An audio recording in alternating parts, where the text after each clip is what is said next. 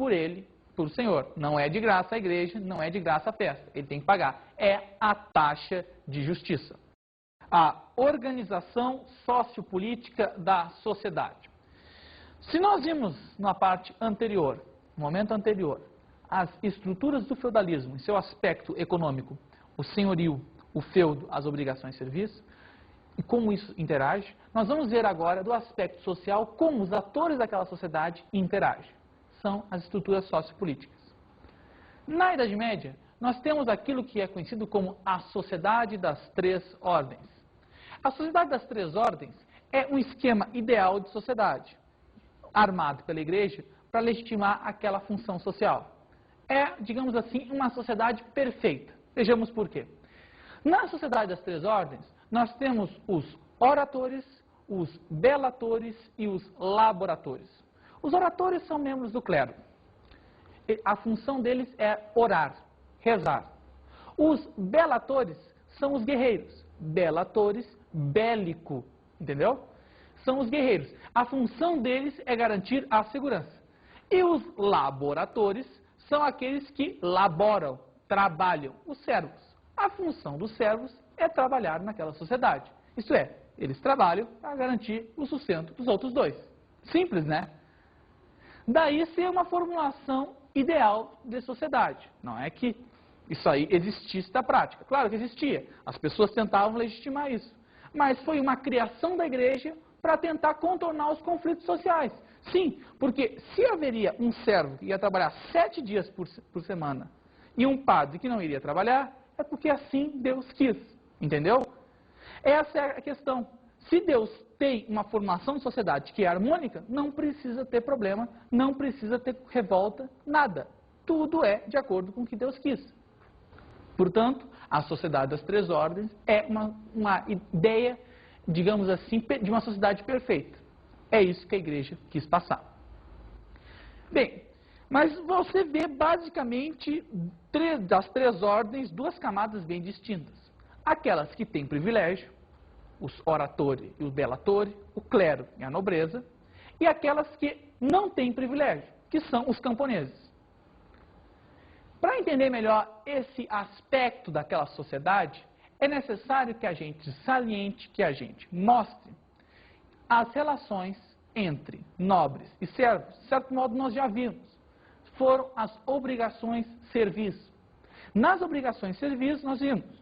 O servo paga para a igreja, paga para o senhor feudal, é relação de cima para baixo, do servo para o seu superior. O interessante agora é entender as relações de nobre para nobre, as relações, de certo modo, horizontais, entre iguais. As relações de nobre para nobre, elas são reguladas através daquilo que conhecemos como o pacto feudo-vassálico, ou o pacto feudal. O pacto feudal é a cerimônia que ocorre entre os nobres. Se as obrigações serviço, então, são entre senhor e servo, o pacto feudal ocorre entre iguais, os nobres. O suzerano, aquele que detém o privilégio, e o vassalo, aquele que serve o suzerano. A relação é muito simples. O suzerano quer apoio político. Veja, a Idade Média é um período descentralizado. Ele precisa de uma coligação política para conseguir, uma coligação de aliados para conseguir apoio em guerras, entre outras coisas. Ele, para isso, ele doa, ele concede benefícios. Essa doação, essa concessão é o feudo. Pode ser terras, pode ser qualquer outra coisa. O vassalo é aquele que está interessado nessa concessão e, em troca, recebe essa concessão e, em troca, vira o aliado do seu senhor, do suzerano. Entendeu? São as relações feudo-vassálicas. Um fica dependente do outro. Um concede a outro o feudo e o outro, em troca, o apoio político, a aliança militar. Essas relações que nós estamos vendo do pacto feudo-vassálico, elas só ocorrem entre nobres. Cuidado, servo não participa disso. Isso é muito importante. Uma outra Idade Média, a expansão.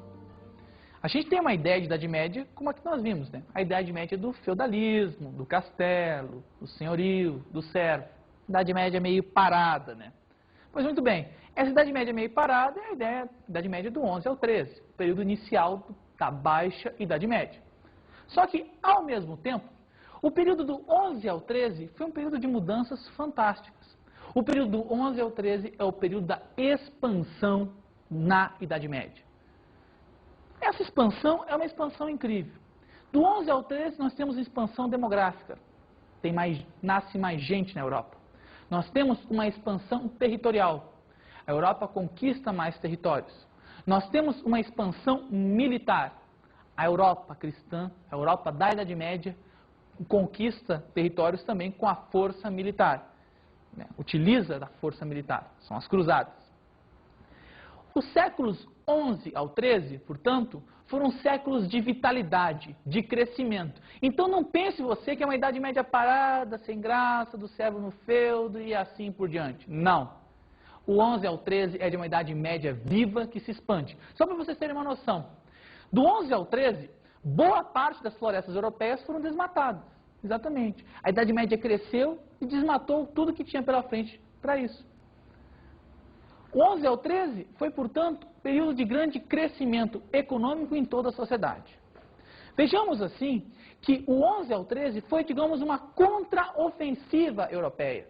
A Europa, que no período dos carolíngios, período da Alta Idade Média, era uma Europa pequena frente ao resto do mundo, frente ao Bizâncio e ao Islã, ela vai dar uma contraofensiva, um avanço militar e comercial. O avanço militar é aquilo que nós vamos ver como cruzadas. E o avanço comercial vai ser o renascimento urbano comercial. Do 11 ao 13, gente, muita água vai rolar debaixo da ponte e muita coisa vai mudar. As cruzadas. As cruzadas estão inseridas dentro desse movimento de expansão da Europa. Elas acontecem entre os séculos 11 e 13. As cruzadas, nós vamos entender direito, vamos conceituar primeiro o que elas significam.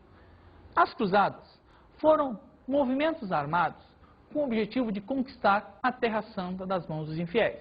Isto é, foram movimentos militares organizados no Ocidente que buscavam conquistar a Terra Santa, isto é, Jerusalém, o local onde Cristo, locais onde Cristo teria vivido, nascido, enfim, que estavam nas mãos dos muçulmanos para a cristandade europeia. A cruzada é basicamente isso. Para exemplificar um pouco essa busca, nós vamos ver agora uma cena de um filme do Monty Python em busca do cálice sagrado.